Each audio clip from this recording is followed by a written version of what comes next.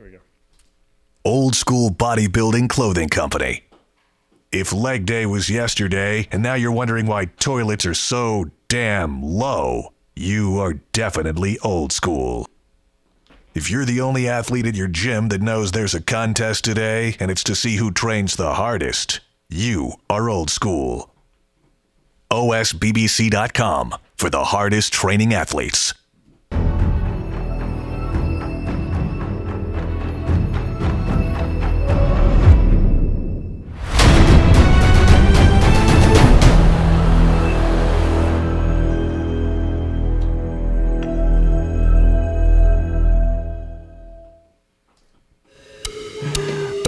You're funny. Like I said, do you like my tail? Hi, I'm Lee Priest, and I'm about to host today's episode of Iron Rage, where I want to tell everyone that we're going to have a great show. So let's cut to Dave. Dave, how's it going today? Well, thank you, Lee, for having me on. I'm okay. My leg's a bit sore. My foot's still a bit thing. I got my scooter I got to zip around on, trying to chase my son around. You know, I got the big driveway. He's up and down that driveway, and I can't keep up with him, I tell you. Bloody kids. Bloody, I don't know, though. Dave, you got a very weird accent today. I don't know what's going on. Terrible impressions. All hanging off your shelf there. Is it like hanging on like this? That's George Farah, actually. Can you see it? Yeah, that's Farah there, and then Bleckman's up above. You know, as hold on. Hello, Dave. How are you? I should get my Blecky doll. Dave. He's back. Dave, I've got a question. Basil's back. Basil. I've got a question, Dave. Yes. Do you like my tail, Dave? Do you like my I tail? Like I said, do you like my tail? Basil, let me ask you a question.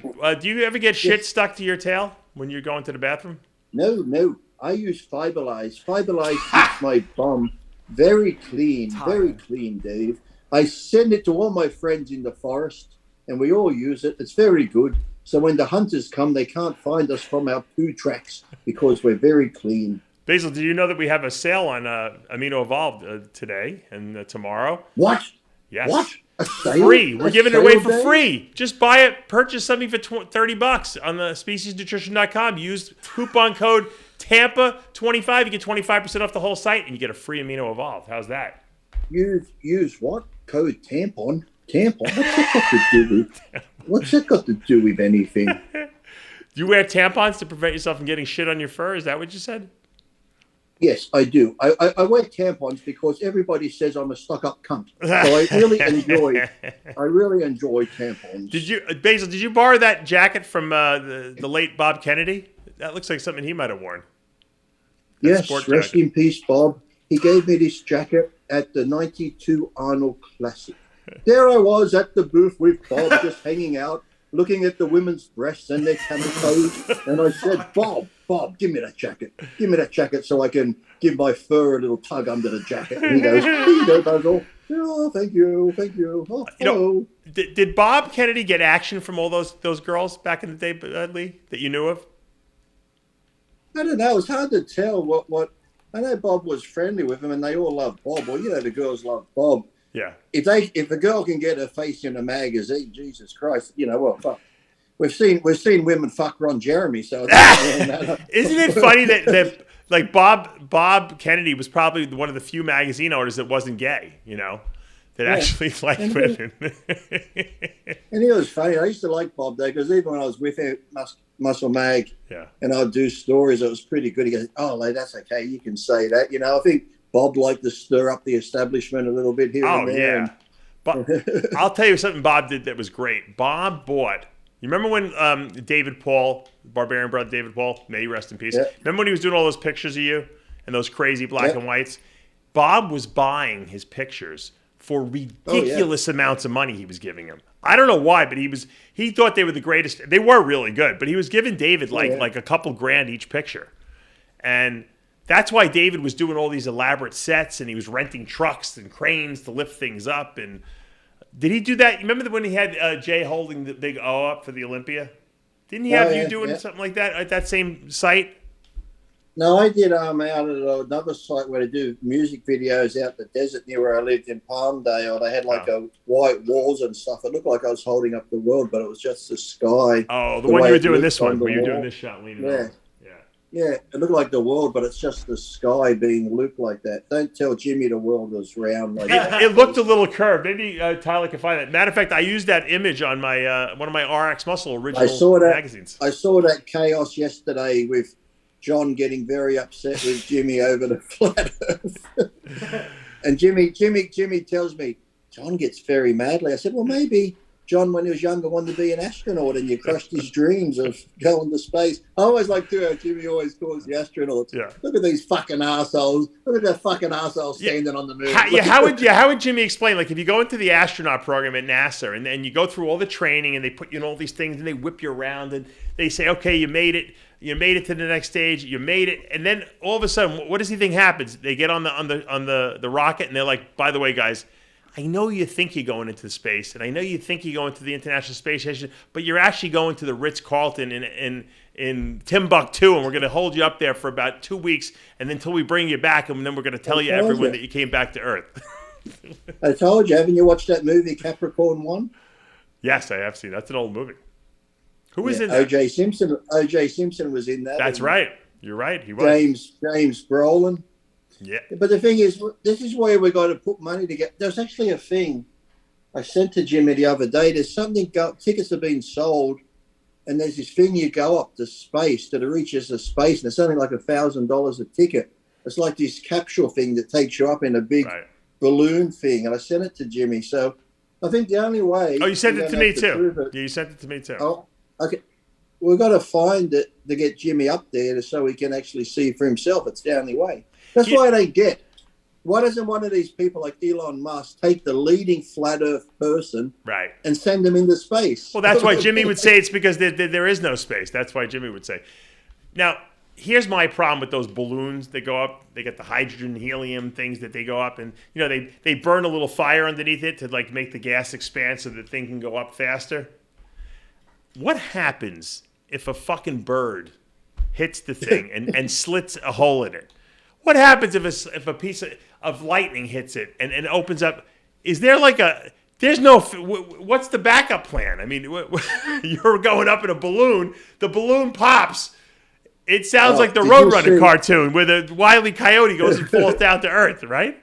He holds up the help sign. There's no backup balloon, right? I mean, what's the recourse? Hey, Tyler, did you see that video I put on my Instagram? Pull it up of the guy parachuting. Did you see that? I just was watching it before, actually, when I was dilly-dallying and wasting time. The guy's coming to Earth and the parachute tangles up and he's trying to get he just got his backup chute out in time before he hit the ground. Talk about, shitting your pants. You're watching it. I know you're watching it thinking, my God, this guy's going to, there he is. Look at him over there. No, not that one. That's the happy dog beside it. Yeah. Look at this guy. Look at him. Look, when it shows you how close he gets, the way it's like, look at this. That's now, crazy. Imagine what's going through your mind at this point. Your chute's tangled. You're tangled. Jesus. You're hurling through. This guy has got to be very experienced because, you know what? He. Oh. Imagine keeping calm during that. Yeah.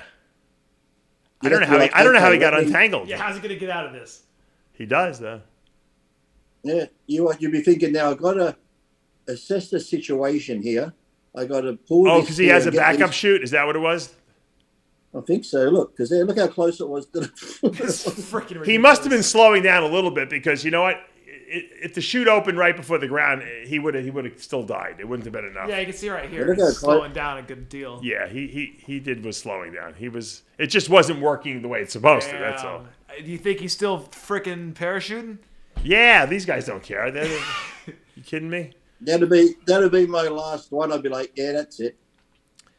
These guys, that little adrenaline rush. Are you kidding me? That he probably got hot. He probably loved that. He probably just jerking off for days. He'll probably try to do it again. You know, maybe he's going to be a base jumper. Yeah, do base jumping. You see those guys? They pull their chutes just in time. Some of those base jumpers. The guys. What about the guys who jump off the top of buildings?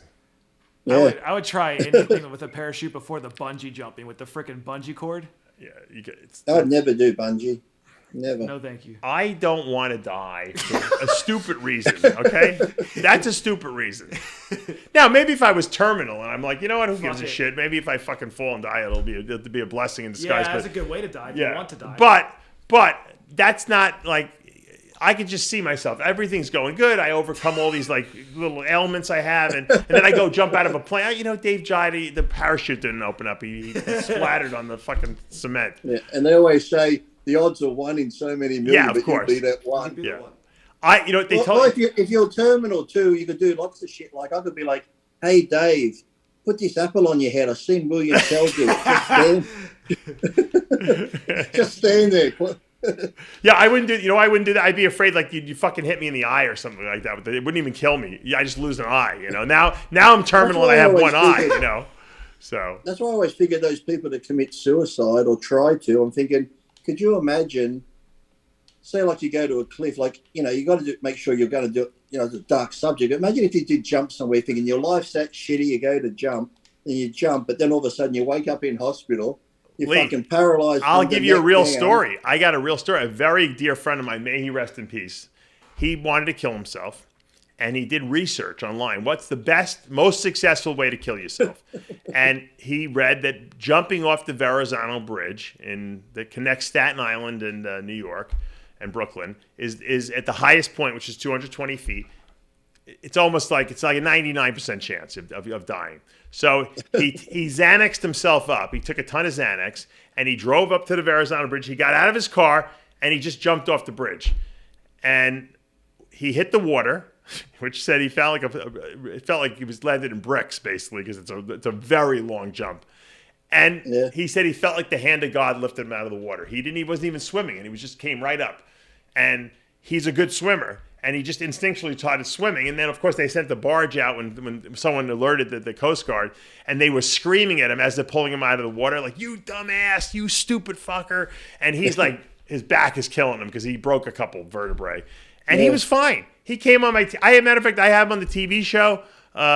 He was on the RxMuscle TV show. And I thought it was like a second chance, and then he like 2 years later he OD'd on like some drugs. But imagine like if you were that paralyzed and you couldn't move and you couldn't talk and you're on a machine, right? And you're there and everyone's like, "Oh, look at Lee, he's still alive, he wants to live." But in your mind you're thinking, "Unplug me, yes, unplug me, unplug me." Yeah. But they reckon I watched a documentary on people who have jumped, and they reckon sometimes it's not the impact. What happens is when you hit that hard, like you say. They reckon all your ribs shatter and puncture all your lungs and shit. So you're just like inside your internal organ just get. You know what it is? I think he was pretty muscular, so I think that probably helped him.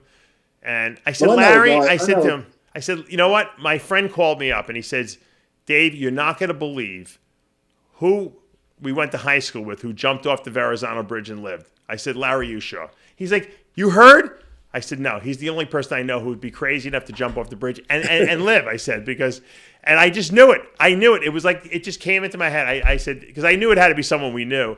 And when I asked him, I said, Larry, what were you, he goes, I don't know. He goes, I just didn't want to do it. And then I just didn't want to live anymore. And I said, and I really thought he was going to, he got on a good track after that. He was in a good place mentally. He realized, you know what, it was the bad thing I did. And then he just, people who suffer from chronic depression, it's a terrible thing because when they get into a depressive funk, it's not like you or I getting depressed over over having a bad day or something like that. It's like they just feel like that for weeks and weeks and weeks, and they just don't want to live after a while. It's a terrible feeling. I feel bad for them. I wonder, it's like, wouldn't you think they're just sleeping pills or sitting in the car with the exhaust would be a lot less painful? Well, you know what? See, he was taking so many drugs already. He couldn't take enough Xanax to kill himself. Matter of fact, I think he tried at one point to take a whole bottle of Xanax, and he just fell asleep and woke up like 2 days later. What about those? I've heard of people that have tried to do it, and they drink like fucking liquid plumber and shit like that. Could you imagine? Imagine that just burning you fucking inside. If you probably took a whole bottle of like a fast-acting insulin, you probably kill yourself pretty easily like that. You just go to sleep. Yeah, do we want to talk about ways to kill ourselves for the rest of the episode? No, we don't want to give any advice. All I'm saying is that if you're depressed, seek help. There's always someone who can help you out. But anyway, on a less morbid subject, I wanted to ask you about, what do you think about this guy, Andrew Jacked? Have you seen him? Seen his pictures? I've seen some pictures. I've seen him been popping up. He's been Andrew out. Jacked, Jacked. He's been out in Vegas, hasn't he? At Flex's gym. Yeah, I think Flex Wheeler's working with him. I think he's from Nigeria. Is he tall? From the photos, he looks tall. Is he pretty tall? Or? Yeah, he's pretty tall. It's a good name to have, Jacked, I guess, if you're in the bodybuilding. Yep, that's him right there next to Steve Weinberger and Flex Lewis. Yeah, it looks like he's got a pretty good physique, you know. Weinberg is about 6'1", so 6'2", so this guy's got to be close to that, I would think, you know. Yeah. Is he a pro now already? Or? Yeah, he's a pro, yeah. He won the Arnold Amateur this past year, and or the year before that, I think. And people were saying he should have done the Arnold. He should have gone right into the Arnold Open, and then he wanted to take a year to grow. So, is he going to do a? Isn't it funny? Everyone wants to take a year to grow now. A year to grow. A year to grow. A year to grow. Oh, a year to grow. Grow my tail. Grow my tail. Look at my tail. Oh, look at that. I'll grow that. Get a year. So is he going to do a show this year, or is he just prepping for next year? I think he's prepping for the Texas Pro, and then he's going to do, I think, the Arnold UK, from what I understand. So. Oh, the Arnold UK. It seems James is doing the Arnold. It seems like we're getting a lot of new guys coming out of the woodwork, who are looking like they could be future, stars in our sport. That's where some people were talking about.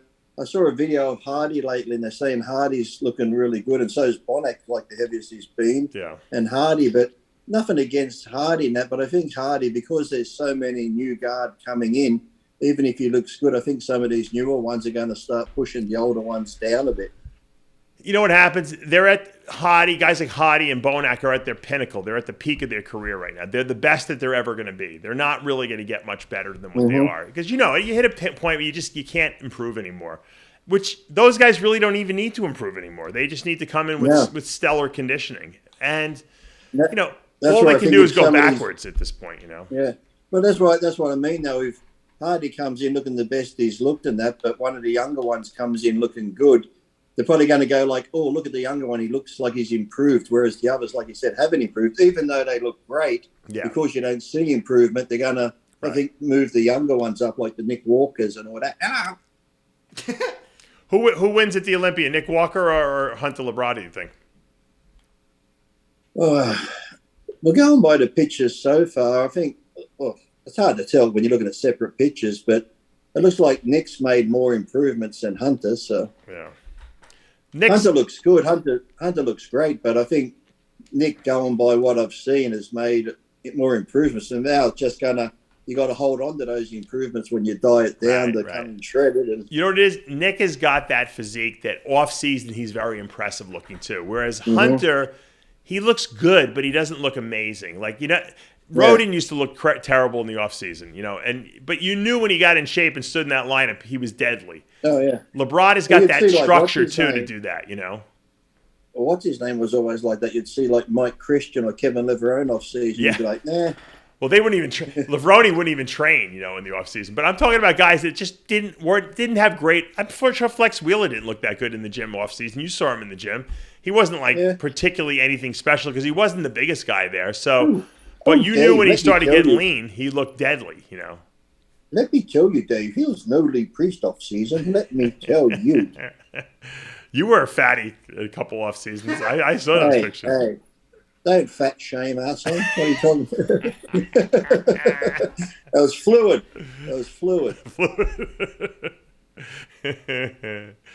There's Nick. Someone should start a page for you, Lee. Lee Priest, fat off-season pics. Just like get all your old off-season stuff. Where you were eating Kentucky Fried Chicken and all that stuff. There's some good ones. I think Nick has just got like a freaky physique, and he's got so much muscle now. It seems like he can't even get fat anymore. No, yeah. But that's where he's going to have that freak factor. That's where you're going to have you're going to have Nick with a freak factor. Then you'll have somebody who has the, I think Hunter's more maybe symmetrical, looking, more balanced, even though Nick is balanced, but he's a freaky balance compared to Hunter's balance. So it's going to be a good lineup. I think it's going to be one of the biggest lineups for a long time at the Olympia, I think. I think, because the Olympia is later this year than it was last year. There's more qualifiers too. So you theoretically should get more guys, who qualify for the Olympia, this year. And like I said, even like Rami coming into it and stuff would be good.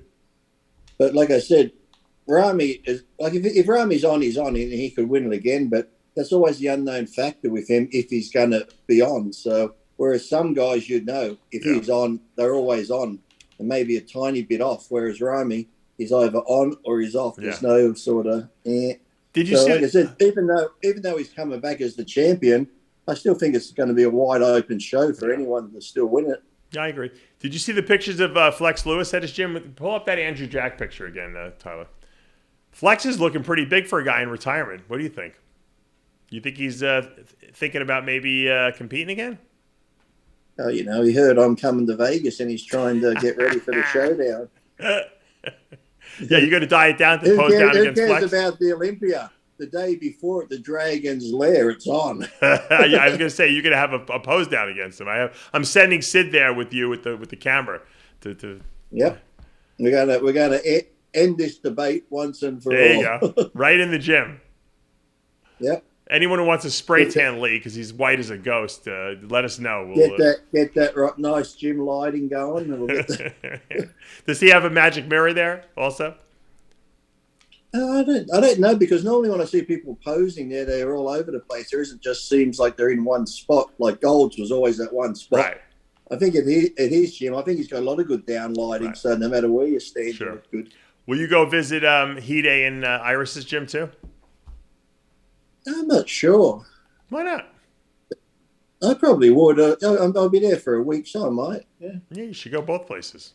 We need the Lee Priest tour of both gyms. I'm definitely not going with Milos. I don't think Milos is out back in the gym. I'll give you Iris's number. You can call Iris directly. She'll say to me, "Are you talking to Milos?" No. Okay, you can come over. No, I think I heard they have an amazing gym. Everyone. Yeah. Well, I saw it. Didn't they just have a? I thought I saw a video where they just had like a celebration or open day. 1 year open. Not long ago. Yeah. I heard they have amazing leg equipment there. That's what everyone tells me. Really good. So a lot of people go there just to train legs. That's how good the equipment is. I love a new gym. On holidays, going there to train legs. Woo, that sounds fun. Whoa. Are you squatting these days, Lee, or no? I haven't for a little bit. I did Smith machine squats a week ago just to get back into it. So I start off on.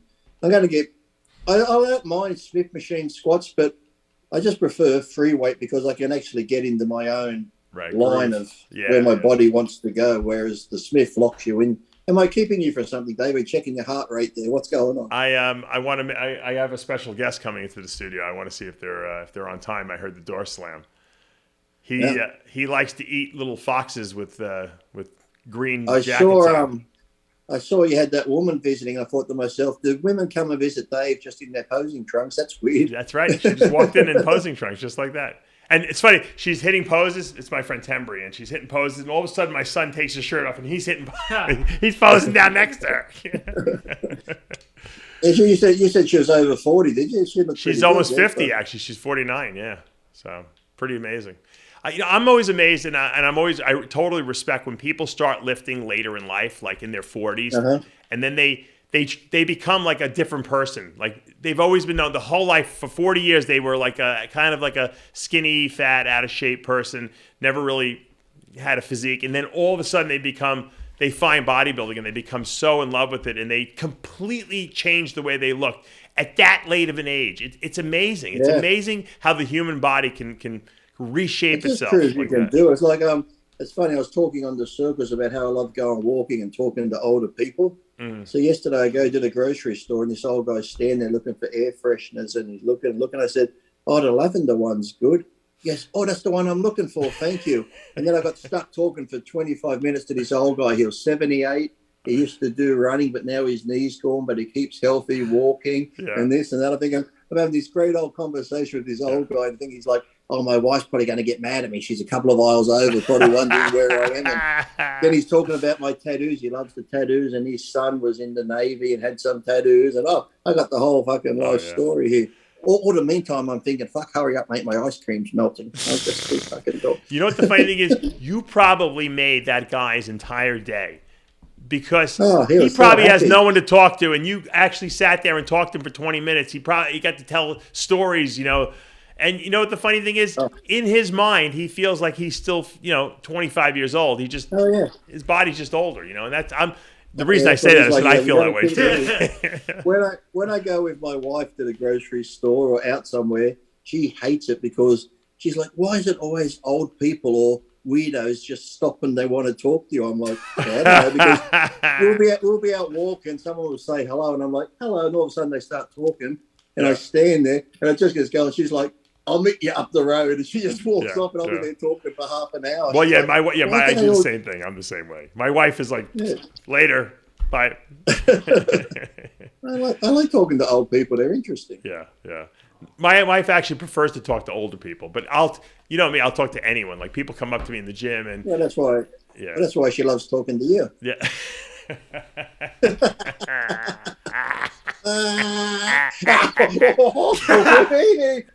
Let me ask you a question. How does Basil get along with your two dogs now? Does he feel a little jealous that you have two new dogs? No, he's pretty good actually. The last few days I've been bringing the dogs in with the cats. Whoa! And it's actually the cats are pretty good now. The dogs walk in yesterday. The female one sort of wanted to go run after the kitty just to play with it, and the cat just stood there. And then the dog stopped and went, ooh. But then now they come in, they just look at the cats. They'll come lay on the floor. The cats come down and rub on the dogs. So, they're not even fazed by it. It's like occasionally I'll get a little bit excited and jump up like they want to play, but the cats are just like, and the dog's like, So when I brought them in first, I just gave them like something to chew on, so they were more interested in chewing on the thing than the cat. Right. Yeah, it went well actually. So the cat wasn't ripped apart. Right. So now that you have dogs and cats, which do you prefer? Still cats? I like both still because they're both, like I said, the cats are relaxing at night. The dogs are good during the day, give me extra cardio to go walking and stuff. I brought this. Did I tell you? Normally when I walk them, I got two separate leads, so it's pretty easy. I went and brought one of those. Did I tell you where one lead goes into like a Y thing? So you put it up. Yeah. I threw that thing fucking away. That was fucking neat. It was like the guy who was falling with the parachute, right? It gets all tangled up. Well, like maybe later on if they get older and slow, it's good. But at the moment, like I said, one dog wants to stop and sniff something. The other one keeps walking, so they go on their necks. Or there's a pole, and you can guarantee both dickhead dogs go around the pole this way. So it's like, I was meant to get my car back yesterday. It was such a nice sunny day. Oh, it's been a month. What are they doing to the car? I know, cleaning up the carburetor, new plugs, new leads, and this is new radiator. This is your. You still. I am surprised you haven't sold it yet. This is the old car that you restored. The 1970 Mustang. Yeah, and it's been such nice weather. Today it's raining. I bet they'll call up and say your car's ready today. So what are you driving around in? Huh? What are you driving around with since you don't have that car? I got the Toyota Prado or the Dodge Nitro still. But the thing is, it's raining. I'll probably get it back today. But what it is, it's been there for a month. And it's like $150 an hour labor. And I said to my wife, how do I know how long they've been working on it? They could say they worked on it 5 hours one day when they could have only worked on it 1 hour. Cars are the biggest waste of money. You know that. But where it is, it was $129,000, but I got a good deal on my other Mustangs. So I didn't have to pay that. I only paid a little bit changeover. But where it is now, the guy that owns the garage where it is has offered me $150,000 for it already. Oh, really? No. Sell it. No, I want to keep it for a bit longer. Sell it. You're going to make $30,000 on it. What would you buy if you sold it? What are you looking at? I don't know. There's always a car you're interested in. I know. What I do like is, but they're so expensive here. I'll probably wait a year or two. The new Corvettes. I knew you were going to say. I should have said it. I knew you were going to say that. Yeah. They're nice. They look like Ferraris, these things. They do. They look like Ferraris now. I know. Especially the Z06 one, and that's beautiful. Yeah. But the thing is, if you can get one here and buy one from the car yard, the basic one starts at 150,000. There you go. Because they're so hard, That's what the guy's giving you, 150. You got it. Yeah, but because they're so hard to get, there's like a year waiting list. The people who have got them now are turning around and selling them for 220 odd, and they're getting it. People are paying 220 for it. Where's everyone in Australia getting all this money from? What are you guys doing over there? Don't talk about it. They're putting the interest. People that have homes now, they're paying an extra $1,000 a month because the economy's going too well. The banks have to put up the interest rates. I'm thinking, okay, because the economy's going well and people have money to spend, the reserve. What's the big business over there in Australia? Where are you guys making money from? What are people doing? I don't know. I think people are putting it on their credit cards. No one's got fucking money. That's a very big credit card. You need to buy that car. That's for sure. What color? My friend used to have one of those. My friend used to have one of those black American Express cards where you could just put fucking unlimited on it. It was like a metal one. Yes. Even John Schneider had one of them. When we used to go out and eat with him, he'd give it to the girls sometimes at the restaurant, and they look at it and they go, "What's this?" Because it's like metal, and they don't know what it is. It's like the card is very expensive to have too, and they have to invite you to have that card. But you get concierge services with it. I mean, it's unlimited. You can put millions of dollars on it as long as you can pay it off. That's like. I had that for a little while when I was doing traveling every week, and I had that American Express Platinum card, which was nice. There's a lot of little perks. Yeah. It's like it's not as good as the black card, obviously, but it's pretty good. The platinum card, they give you a lot of little extras. The only thing with American Express is you have to pay that off at the end of the month, whereas the other ones you can pay off over time. I never keep a balance on my cards. Matter of fact, when I first got my first credit card, and my father told me, he made me believe that you couldn't. You had to pay it off at the end of the month, or they take the card away from you. I didn't even know it. I didn't know you can have a balance and pay interest and stuff like that. It was a good practice. Yeah, it was, and it brainwashed me in the right direction. Yeah, so. Well, that's where I hated it, because when I first come to America, I used to buy stuff with cash, and with my contract money, I'd pay cash. And then when I went to go get a lease for a car and stuff, they're like, "You don't have any credit." I'm like, "No, I can pay cash for it." Oh no, you gotta go get a credit card. Just get a little one and just show us that you can pay it off. So I'm like, so I actually got to go into debt to prove that I can fucking pay this. Yeah, that's true. It's true. It's sad, but it's true. I'm like, I don't get that. I'm like, that's fucking bullshit. I don't want a credit card, but I had to go get one just to prove I can make payments. But the problem is, if you have too many credit cards, even if you have no balance on them, if you have a credit card with $10,000 credit on it, even if it's paid off completely, they consider you're $10,000 in debt when they run your score. So it's not good to have too many credit cards, because that lowers your credit score, actually, because potentially you can go out and spend a lot of money on it.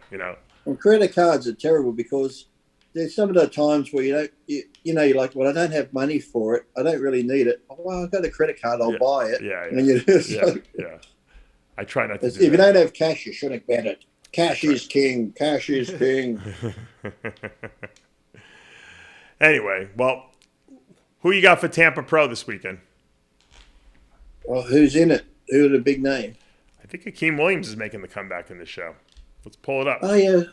I saw a picture of him. He looked pretty good. IFBBpro.com, Tyler? I know Antoine's going over there for just to watch it. Yeah, he's not competing. And then Flex Lewis is going to watch it because there's some pro seminar on. We got Morgan Asti, Eddie Brecamontes, Tim Budashine, Phil Klahar, which I think he's going to look a lot better this week. Kamal Elgargny, who's moving, 212 up to the Open. Quinton Aria, who's got to be considered one of the favorites. Roman Fritz, our good friend from Germany, coming over. Oh, yeah. Dorian Haywood, Henry Jackson, who's another freak.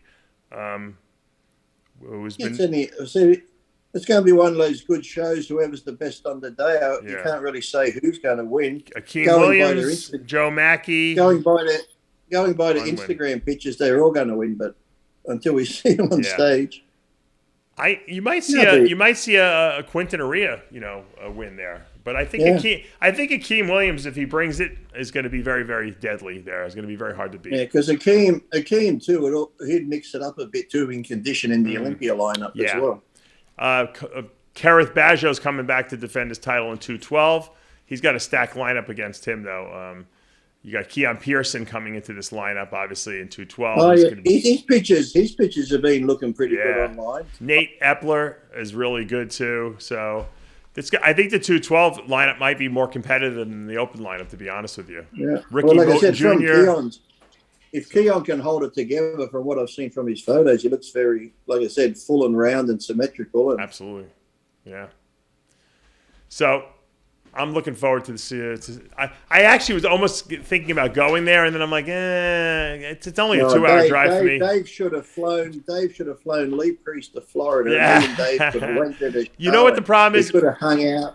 The problem is I can't control myself. If I would have gone, I would have to stay the whole weekend, and then I should just drive up for the night show or something like that, or the prejudging, and just drive back. You could have sent me and Mr. G up there to report. Yeah, actually, I think Mr. G is sitting at a booth selling cookies or something like that. I don't. He was supposed to do it at least. I got to ask him if he's going, because he was going to share a booth with the. They're opening a Metroflex in Tampa. Okay. So I'm friends with the owner, and he has a booth there, so he was going to have Mr. G at the booth selling his cookies. What happened to Mr. G on After Hours yesterday? I'm sure I saw him, and then he just disappeared. Well, he actually, I jinxed him because he couldn't make it to the studio, so he was calling from his car, and I'm like, holy mackerel, Jordan, I've never seen you have such great connection. Yeah. His image was good, his voice sounded good. As soon as I said that, 30 seconds later, everything went to shit. And then he just started driving I think he started driving. That's what happened. Yeah, there's a lot of shit. So, you know what? When that happens, we just get rid of him. That's all. We'll see him next week in the studio. poor George. Yeah. Talking to himself. All right, we're going to wrap this show up. Got to go pick up the kids. Actually, gymnastics today. So, did you ever take gymnastics as a kid? Yes. Actually, that's how... It's almost how I got into bodybuilding. You would be a good gymnast as a kid.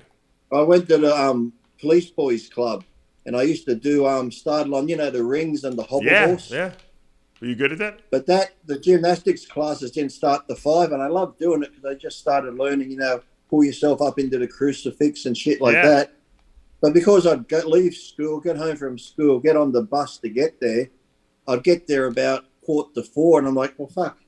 Gymnastics doesn't start to 5. I'll just go in the gym and hang out there and do some weights while I'm waiting. Is that how you started? And I just started. Oh, wow. I just figured, I like the weights better now, so yeah. But I would have, probably for my height and that, if I had stuck to gymnastics, I probably could have had a gold medal. I think you would have been perfect. I mean, because like you said, you were short and you probably weight was pretty low. You probably would have been really good, And having that explosive power. Imagine me in the crucifix pose on the rings like that. Actually, the Olympic Games, you wouldn't be watching it because the Commonwealth Games are on right now, and Australia's leading the gold tally and all that in the pool and stuff. And we got one guy in the 100-meter finals. I know how he feels. He's the only white guy. Everybody else is black. So it's like me at the bodybuilding shows back in the day. It's like, and Rachel's like, oh my God, he's going to lose. I said, don't have faith. I said, because we're winning all the swimming events. I said, I said it before, you're a product of your environment. I said, those black guys hear the gun go and they're fucking off. It's like they're in the fucking back streets of Detroit. A white guy hears the gun, we're like, what's that, firecracker? What? And it's like, we swim. Us rich white people go swimming in the pools at the Hamptons. Those black guys into hurdles. If you've got a cop chasing you, they're going over those back fences. It's only natural they can be good at hurdles. What the fuck? It's like, come on. You're all a product of your environment. Well, a perfect example is tennis. Because aside from the Serena sisters, the Williams sisters, excuse me, let's face it, most people play tennis in a tennis club, right? You got to have court time. Court time is a fortune. It's for rich people. Oh, yeah. It's not even just rich. It's rich people. It's like, it doesn't matter if you're white or black. You got to be rich to be in a tennis club. And that's very, very expensive court time. And so you don't have a big selection of the population who have the ability to play tennis. Whereas football, baseball, soccer, anyone can play that, right? You can be rich, poor, it doesn't matter. And so look at long distance and marathon. Right. We go to the store, we drive a car. That poor Kenyan cunt's got to fucking walk 100 miles to the fucking grocery he runs 20 store. miles to school every day and back. Of course he can run the fucking marathon faster than everyone else. While avoiding lions and tigers while he's going to the fucking store. So him him going for a marathon run around New York or wherever. It's like a stroll in the park, literally. Yeah, exactly. You watch him; they're just like, you see the white person in a marathon. He's like this. Oh, it's like he's got broken glass in his shoes. The canyon's just smiling. Well, yeah, there's been runners throughout the years, that ran barefoot too. You ever see some of the African runners? They don't even wear shoes. Yeah.